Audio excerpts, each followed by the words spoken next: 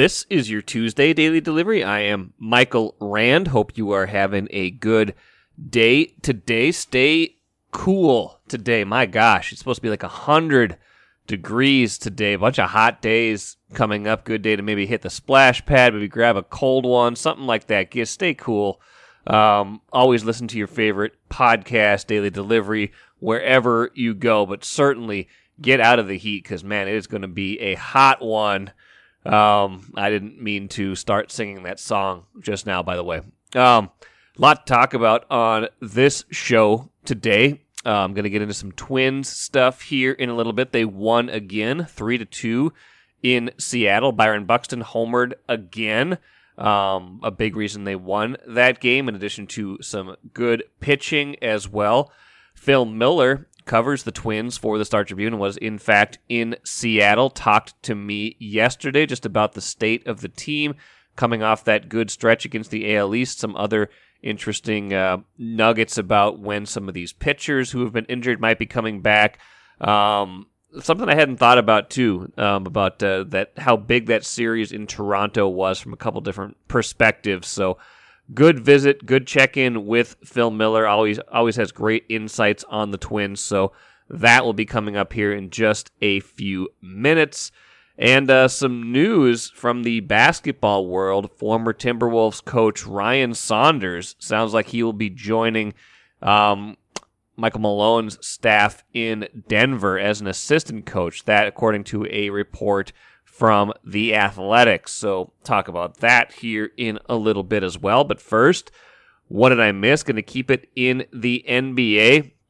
Speaking of Ryan Saunders, one of his favorite players when he was an assistant coach and head coach of the Timberwolves was Andrew Wiggins. We talked, I think, last week about, I think there's a passage in an ESPN story, I think Zach Lowe's story, on kind of the making of that trade that sent Andrew Wiggins to Golden State. And there's a time when Wiggins was being really inconsistent. This was right before he got traded, and Saunders just screamed at him at halftime so much that he basically pulled a muscle in his chest, and team doctors thought he might be having some sort of cardiac situation. Turned out it wasn't as serious as that, but it hurt Ryan Saunders to yell at Andrew Wiggins, but the consistency, the effort just wasn't there night in and night out. And this year for Golden State, I think there's been more consistency, but some of that, but now arriving on the biggest stage. And if there's been a critique, a fair one of Andrew Wiggins, aside from the inconsistency, it has been the idea that maybe he shrinks from the biggest moments. Well, the moments don't get a lot bigger than Game 5 of the NBA Finals, with the series tied 2-2 game back in Golden State, back in the Bay Area. Steph Curry, ice cold in the game, finishes 0 for 9 from three-point range. Team goes 9 of 40 from three-point range, more like the Brick Brothers. But Wiggins, who was 0 for 6 from three-point range, did just about everything else right. He was the best player on the floor in that game, certainly for Golden State, maybe the entire arena, although Tatum was awfully good in this game as well for Boston, just didn't get enough help from his supporting cast. Wiggins scores 26 points, adds 13 rebounds, second straight big rebound game, had a couple of assists, couple of steals, a blocked shot, a kind of clinching dunk in the final 2 minutes or so, finishes 12 of 23 overall from the field, which means he was 12 of 17 from two-point range. Attack Wiggins was in full effect in that game, made 2 of his 3 free throws. A weird game for Golden State. They end up winning 104-94, even though Steph Curry goes 0 for 9 from three-point range. Nobody except Klay Thompson really had it going from three-point range. I guess Jordan Poole was 3 for 6, but 9 for 40 as a team. But Andrew Wiggins, good for him. I mean, again, like I said, if there has been a fair criticism of him, aside from the ability to kind of coast and not always use his athletic talent. It is the notion that he shrinks from these moments. He did not shrink from this moment in any way. And as a result, Golden State is now one game away from winning another NBA title. And this one has to be the most improbable journey. You just look at this team, and again, if you get Wiggins playing like this, it's a different thing, but this team just isn't nearly as good as some of the past Golden State teams, not in my book. I mean, I know they've still got the key guys, but they're all a little bit older. They're not as consistent as they used to be, but they're still getting it done. They're still one game away from winning another NBA title, and Andrew Wiggins has. Let's face it, he has been a big part of this. Wolves fans are never going to regret the Wiggins trade the same way they regret the Steph Curry draft nonsense from 13 years ago, but when he has moments like this, it does make you think, man, I wish they could have unlocked this a little bit more here as opposed to watching it on the biggest stage with now Golden State. Take a playcation to Mystic Lake for 24/7 gaming, fun restaurants and bars, and luxurious hotel rooms. And join Club M to bask in the rewards. Follow the lights to Mystic Lake, where every day is play day.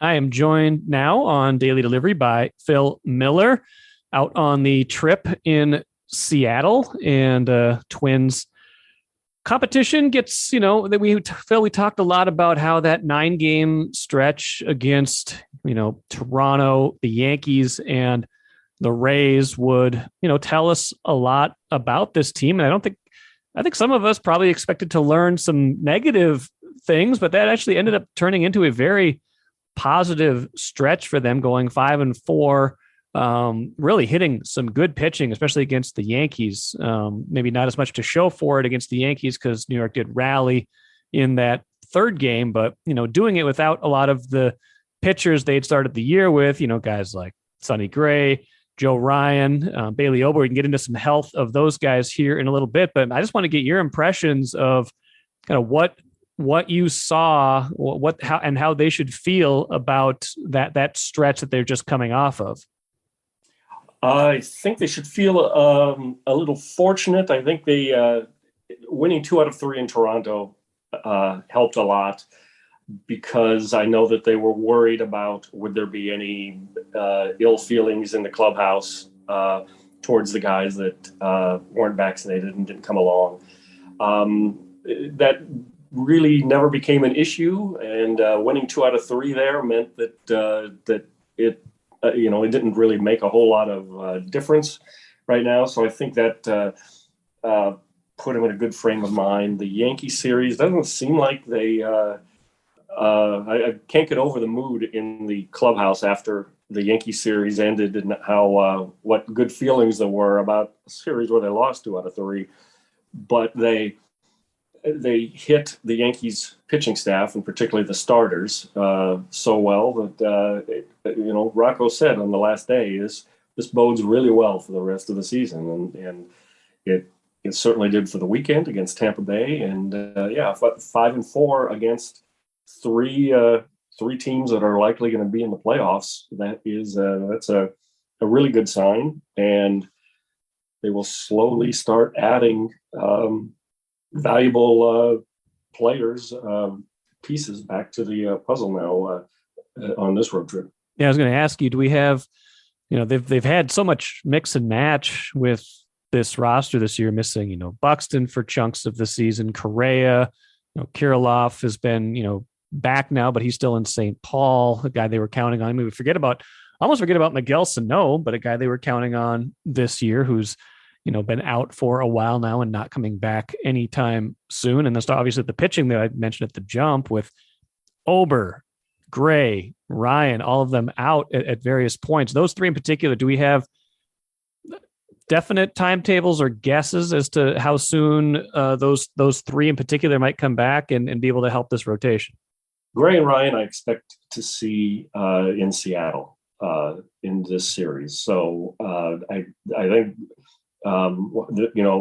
they won't confirm the final word on those things until pretty much the national anthem in the game they're going to pitch. But I do think that they are both ready and eager to get back. So that's really good news. Bailey Ober, I think the fact that it re-injured the same injury means, a super cautious organization is going to be double secret super cautious with Bailey Ober. I would expect he's a few weeks off.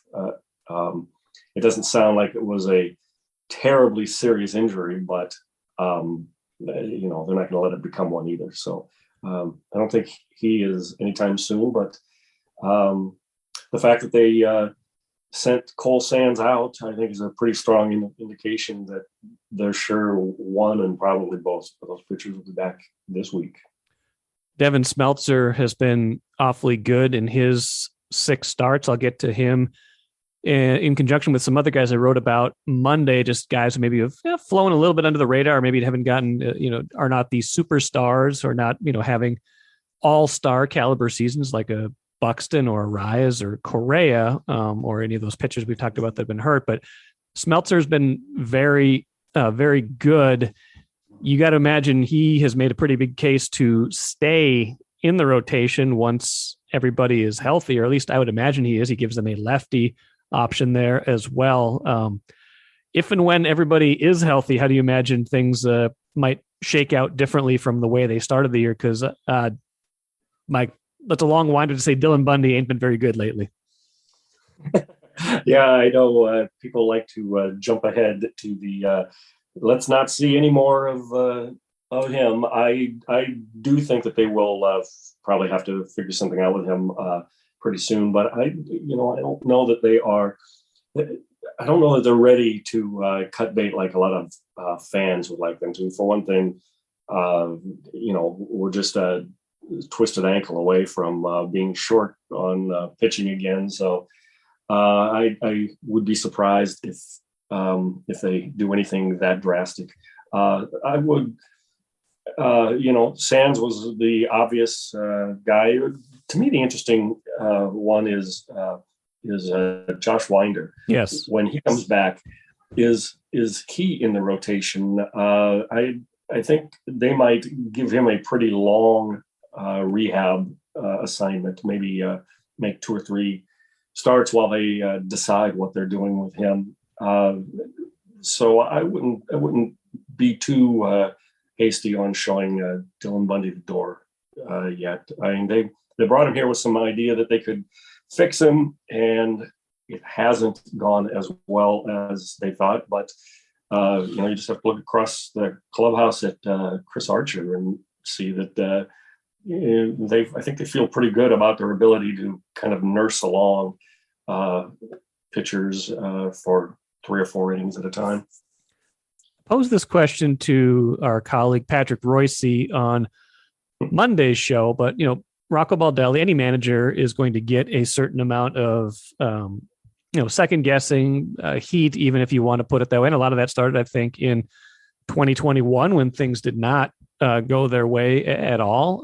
But maybe even before that, with some, I don't know if it's bullpen use, whether it's resting guys, whatever it is, there's a certain segment of Twins fandom that does not like Rocco. My question to you is, how much credit should we give Rocco, and even, just the decision makers above him, perhaps even, and his staff, for guiding this team into first place? I mean, I don't think the expectations were necessarily that going into the season. And if you would have told me how many of their players would have been missing this much time, so many of their key players, I would have thought, man, first place in the AL Central in mid-June is an awfully ambitious thing, and they are pulling it off right now. So why is Patrick so angry? Patrick's not so much angry. He gave Rocco an above average grade overall, said he's more of an asset than a liability. Maybe that doesn't show up on Twitter or in the Doc Rock commentaries, but from where you sit, from where you work, what does Rocco do particularly well, and how much credit should he get for their success? Well, as anyone who's around the team will tell you, the one thing that is very much due to Rocco is the relaxed atmosphere, is the understanding that we do this every day, and that there's a game yesterday and one today and one tomorrow, and and he is far less of a disciplinarian, I guess I would say. He is much more of a do things by consensus. And I think it has had a real positive effect on the team that guys don't feel like there's somebody looking over their shoulder. Not that Molitor and Gardy were like that a whole lot, but I think that it has created there's an atmosphere of trust in the clubhouse that if I'm late to something, I'm not going to hear about it necessarily. And excuse me, the one thing you see with Rocco after every game is he holds a meeting with his coaches and some of the front office people, whoever's if they're on the trip, or sometimes it's a whole room full of people, doing a quick discussion, a quick breakdown of what happened in that game, and mostly looking forward. The lineups are often written 2-3 days ahead. And he's very much about communicating that to the players. Most guys, when they leave the clubhouse, know if they're playing the next day. So I don't know if this is answering your question, but the atmosphere around the team is so much of a player's atmosphere, and I think they really enjoy that. And I think that it takes a lot of the pressure off of the long season. Strategy stuff, transaction stuff. I've had more than one coach say, I've never felt so involved in decision making as I do on this staff. And I think that probably shows Rocco's very comfortable with opening up decision making to a lot of people, which maybe isn't typical of a manager. Maybe it isn't even what you want in a manager, but it's certainly what this front office wants in a manager. It does strike me as a style that works well when things are going well, and maybe doesn't work as well when a team needs a little bit more accountability or things aren't going well, which, frankly, maybe has shown up in the first 3.5 seasons that he's been in charge. The 2 division titles, things largely went well. Last year, things largely didn't go well, and they couldn't really find a way to get out of that tailspin. And then this year, even though they started 4-8, they've generally been pretty good. So, you've got that kind of push-pull dynamic. Yeah, I'll say this, an old school guy like Josh Donaldson, I don't think he appreciated Rocco's style. I think I shouldn't go too far with this because I've only kind of talked around the subject with the principals and people around them. But let's just say I could infer that Donaldson felt like, he came here to win and he doesn't have that many chances to win. And I think he wanted more accountability than Rocco believes in. He can be pretty high strung. And so I think that's an example of if it doesn't always work, it doesn't work with every player. And, I think the front office probably has to be aware of that. If they weren't before, probably Josh Donaldson made them aware of it. I would imagine that is true. Let's talk a little bit about the guys I wrote about Monday. I mentioned Smeltzer. I think Smeltzer, Griffin Jacks, Emilio Pagan, Trevor Larnach, and I'm trying to remember the last one that made it onto my list. But, guys who have been maybe not all-star caliber, but have been instrumental to their success. You mentioned Gilbert Celestino to me as one who probably could have been on my list. It does seem like it is a team that has had a certain amount of depth this season and has needed it, and has gotten contributions from guys you maybe wouldn't have expected. Even some of the guys that you hadn't really heard of out of the bullpen who've only pitched 8, 9, 10 innings have ERAs like under 2. Like, they've gotten contributions from a lot of different guys. Yeah, a lot of things that they've tried have worked. The fact that the pitching staff didn't fall apart in the last month is a real credit to that depth and to guys like Smeltzer. guys like Griffin Jacks, the bullpen has been going through it too. It's not just injuries, but it's kind of been a patchwork system, and the bullpen. You remember the games that they have blown, and there have been a few of those, but there's been a lot of games that the bullpen has really come through. Particularly with the short starts that seem to be inflicted on a regular basis. So I definitely agree. This is the pitching staff kind of fell apart in the middle of last year's season. Well, actually, the bullpen fell apart in game one, but we've seen how if guys don't step up, if how things can go, not only go badly but stay badly. So another way that to look at the all the contributions that they have is, we were talking about this in the press box the other day, who is going to make the All-Star team from the Twins. It's not a deep list of guys that you would say, oh, send him to Los Angeles. I think it is, they've got all these stars. Honestly, Carlos Correa has not played as well as he has in the past in his All-Star years.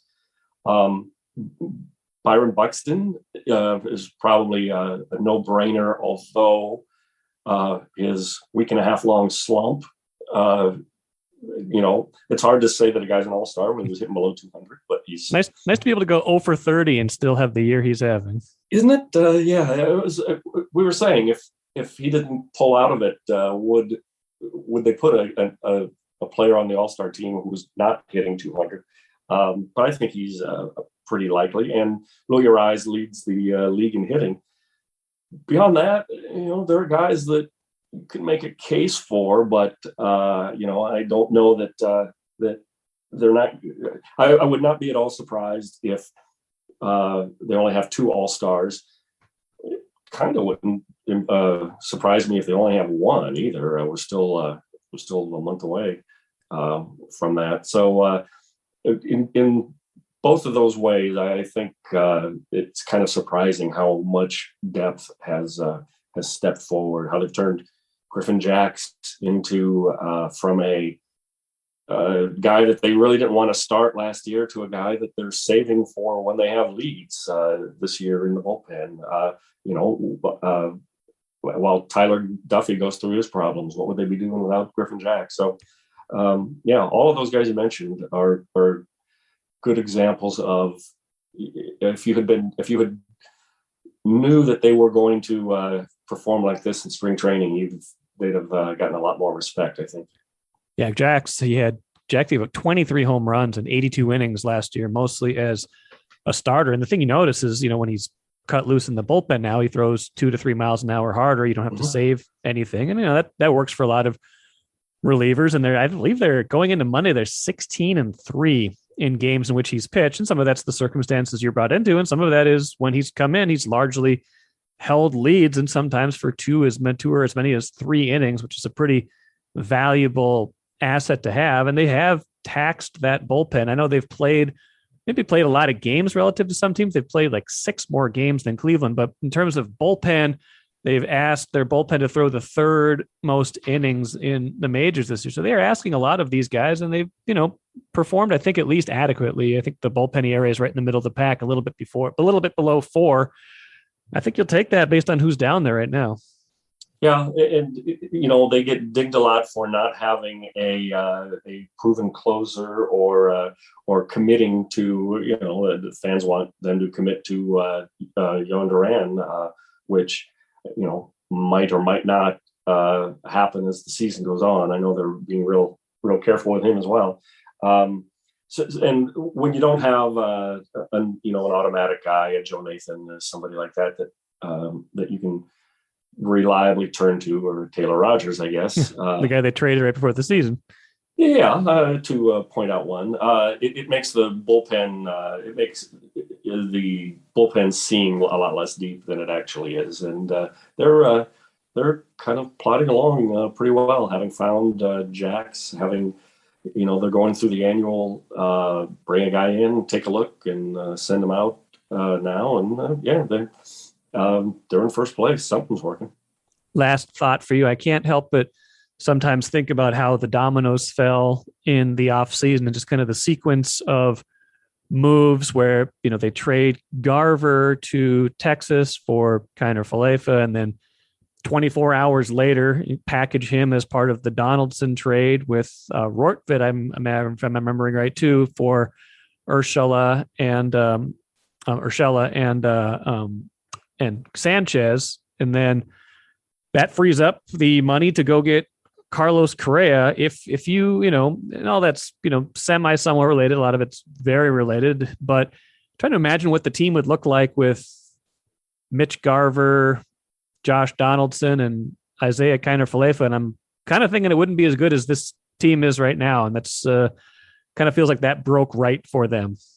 Yeah, it did. What's interesting about all of that is how temporary it all might be.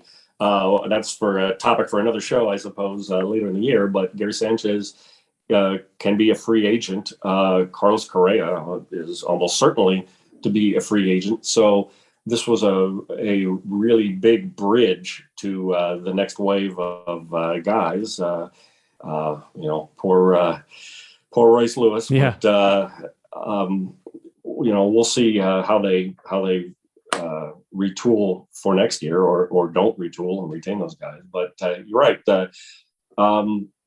They made all of those moves in basically 1 week. They made 3 trades in the first 2 days after the lockout ended, or the first weekend of camp, I guess. And it is amazing how sometimes remaking a team seems like glacier pace. It takes so long, and they completely shuffled the deck on this team in basically a week. And then even adding Chris Archer later on, and the trade right before opening day, and maybe that one hasn't worked out as well. Taylor Rogers is making him pay for that, but he's another one that they might not have kept next year. So that might look better down the road. The front office has taken a lot of grief over the years for things that didn't work out, notably free agent signings. They tend to be bargain hunters, and a lot of those haven't worked out. But I am just amazed at what a different team this is from the day the lockout ended. And I think that's harder than it looks. And the big difference is that this time of year, we're talking about Twins being competitive, whereas last year that really was not the case. This was kind of off the rails pretty quick and never got back on. So no matter what does happen, I feel like we'll be talking about meaningful baseball pretty deep into this season, and we'll be talking about it with Phil Miller. Yeah, it's a shame, that one other thing I just wanted to add. It's a shame that nobody in the division is challenging them. I mean, it's great that they're in first place, but they have so many games left with what they thought were going to be their main challengers. Maybe it'll happen, but it's too bad we're not going to get a great pennant race out of it. Even if it gets tighter, those teams seem so flawed that. I wish it was going to be a more exciting summer down the stretch, I guess. Well, maybe it will be. We'll see. A lot of season left, almost 100 games left. So we'll see how it all plays out. Read Phil's coverage from Seattle and everywhere else baseball takes him. Phil, good stuff. We'll talk to you again soon. Okay. Okay, Mike. Good talking to you. It was good catching up with Phil Miller. A lot of good insights there, as always. Phil does a great job covering the team along with Megan Ryan for the Star Tribune. So go read their coverage, please. Star Tribune, startribune.com. Phil and I recorded that before the Twins played Seattle late Monday. Always a little bit of a risk to talk baseball, and then had another game played, and then we have the show. But things that we had talked about by and large continued in that game against Seattle. Like I said at the jump, they won 3-2. Good starting pitching again. Chris Archer kind of did Chris Archer things. Only went 4 innings, but that was enough. 4 innings, 4 hits, an unearned run, 67 pitches. I mean, you know what? In modern baseball, it's weird to think that 4 innings from a starter is acceptable, but that's kind of been his norm. And if they're 4 good innings, and by and large from him they have been this year, his ERA is down to 3.35, then you will take it. And, you know, guys that I've talked about recently, Griffin Jax had a scoreless inning in that game, the ERA down to 2.67. Joan Duran, a good inning. Emilio Pagan, another good inning, got the save. He has 9 saves now. And Byron Buxton, 2 for 5 with a home run, knocked in 2 runs. Luis Arias had a couple of hits. They just kind of kept it going. They're just kind of keeping this whole good play going. They're 36-27 now. You know, a decent road record, 16-13. And, you know, now they're playing the Mariners. They've got, you know, the schedule easing up here considerably. They're 3.5 up on Cleveland, although all 7 games, all 7 of those things in the loss column, which is still weird to me. But, you know, they just keep kind of getting it done in different ways. And that's a sign of a good team. So good for them, and a good visit with Phil Miller about a lot of those things. Let's finish with the cooler. Like I mentioned at the jump, Ryan Saunders, former Timberwolves coach, sounds like he is joining the staff in Denver. Kind of an interesting swap, as it turns out. Tim Connolly comes to the Timberwolves as their new president of basketball operations from Denver, and now Ryan Saunders, you know, he hasn't been here for a couple years since Chris Finch got hired in the middle of the 2020-21 season. So it's probably been about 18 months or so since Ryan Saunders was fired. But it's an interesting kind of switch. Probably a good spot for him to land, get his career going again.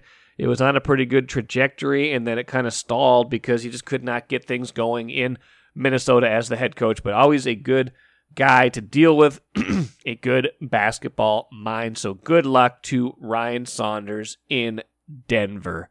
That'll do it for today. Should be some more good stuff coming up on Wednesday's show. Enjoy the rest of your Tuesday.